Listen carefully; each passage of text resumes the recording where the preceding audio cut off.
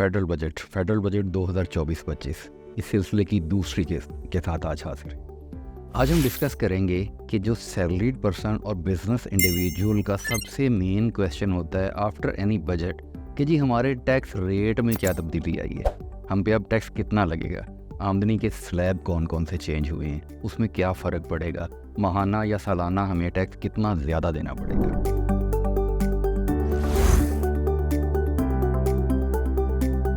इसमें पहले डिस्कस करते हैं सैलरीड इंडिविजुअल को।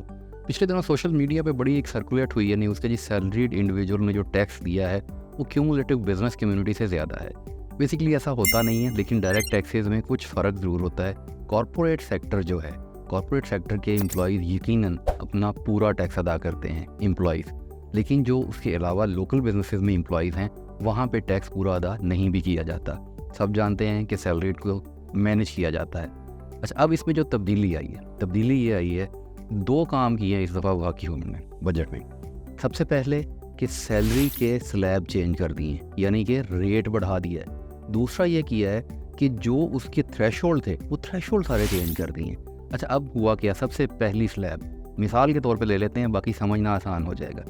6 लाख से 12 लाख तक जो आमदन थी सैलरीड इंडिविजुअल की, उस पर 2.5% टैक्स था, जो कि बढ़ा के 5% कर दिया गया है। यानी ये लोग अब डबल टैक्स देंगे। एक बड़ा कॉमन सुना गया, आपने भी जानते हैं सब लोग, कि जी जितनी हमारी इंक्रीमेंट लगी है उतना ही टैक्स बढ़ गया। तो ये बात ठीक है। अगर आप 9 लाख रुपए को एक बेस बना के कैलकुलेट करने जाएंगे तो अगर आपकी 5% या 10% इंक्रीमेंट लगी है तो तकरीबन टैक्स की अमाउंट भी उसके करीब करीब ही आ जाएगी।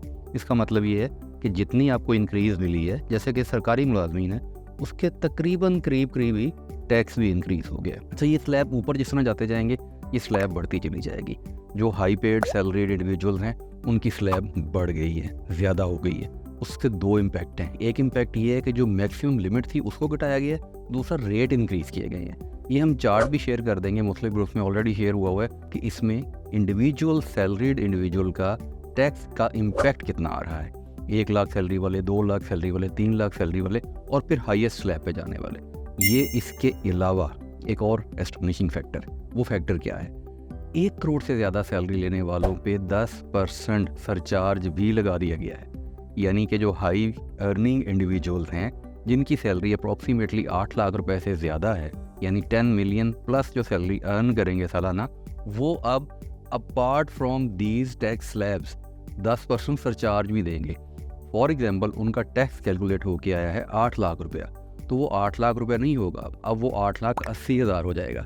तो ये हाई अर्न इंडिविजुअल सैलरी जो हैं पर्सन, उनके ऊपर टैक्स के साथ साथ सरचार्ज भी लग जाएगा।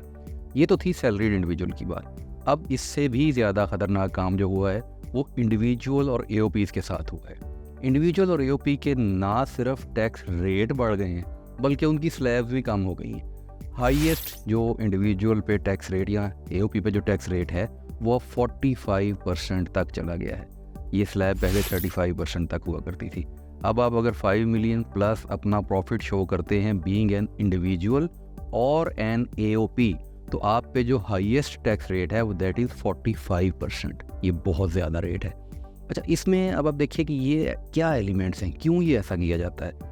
हम लोगों ने जो टैक्स बार्स हैं उनकी तरफ से भी ये सजेशन दी, एफपीआर को लेटर्स भी लिखे, बजट प्रपोजल्स बना के दी। हमने उन्हें ये कहा कि आप रैशनलाइज करें स्लैब्स को इन्फ्लेशन के साथ। देखिए, इस तरह आप दावत देते हैं कि लोग अपना टैक्स इवेड करें। टैक्स मैनेजमेंट एक डिफरेंट थिंग है। बिजनेसमैन अपना टैक्स मैनेज करता है, ये भी एक मिथ है जो कि सैलरी इंडिविजुअल कहते हैं जी हम पूरा टैक्स देते हैं, बिजनेसमैन पूरा टैक्स नहीं देता। देखिए, उसके पास अपॉर्चुनिटीज़ हैं, वो टैक्स मैनेजमेंट कर सकता है। सैलरी इंडिविजुअल अपना टैक्स मैनेजमेंट नहीं कर सकता। ये फ़र्क है। इस फ़र्क को समझते हुए इस बात को आगे लेके चलते हैं कि आपने टैक्स जो देना है। अब आप देखिए कि एक मिडिल क्लास फैमिली जो कि एक गाड़ी और प्राइवेट स्कूल में अपने बच्चों को तालीम देते हैं, उनका माहाना एक्सपेंस क्या है और उन पे टैक्स रेशो क्या है। ये एक ऐसी टैक्स रेशो है जो कि देना मुमकिन ही नहीं है।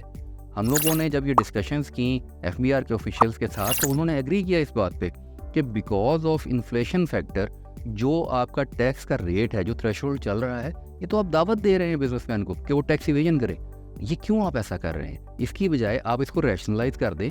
जिस तरीके से इन्फ्लेशन बढ़ रही है, जो एक्सपेंसेस हो रहे हैं, देखिए 2.5-3 लाख रुपए माहाना अखराजात करने वाला कोई अमीर आदमी नहीं है, वो एक मिडिल क्लास फैमिली है। आप 3 लाख रुपए वाले को अगर कहें कि भाई तू 75,000 रुपये हमें टैक्स दे और 2.25 लाख रुपए घर लेके जा, तो वो कभी भी नहीं ले जा सकता। इसको रैशनलाइज करने की ज़रूरत है।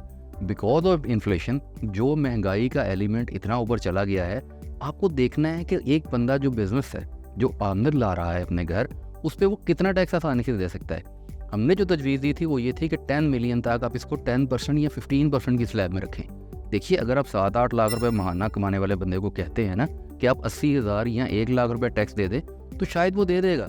लेकिन अगर आप 8 लाख वाले को कहें भाई तू 2.5 लाख रुपए टैक्स दे उसमें से, तो वो नहीं देगा। महाना की बात कर रहा हूँ मैं। इसी तरह इसको सालाना पे आप एग्रीगेट करते चले जाएँ तो ये टैक्स की अमाउंट बहुत ज़्यादा बढ़ जाएगी।